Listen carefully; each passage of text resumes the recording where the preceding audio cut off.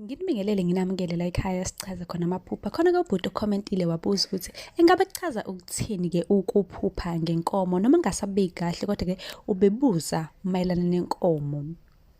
Uma uphupha ubona izinkomo noma amankonyane, incazelo-ke iya ngokuthi uyazilawula noma cha.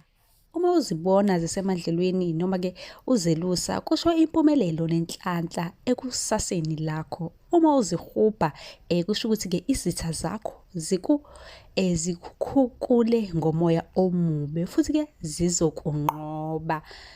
Kuhlale-ke kushiwo ukuthi-ke uma uphupha inkomo emnyama noko futhi-ke kusho ukuthi-ke kuzoba nezinkinga emsebenzini wakho noma ebudlelwaneni bakho. Mlaleli ungakhohlwa-ke ukuya ku-YouTube uthi nje sichaza amaphupho la ozothola khona wonke amavidiyo aphelele ebese-ke uyasubscribe usho nokuthi-ke lithini iphupho ufuna silichaze.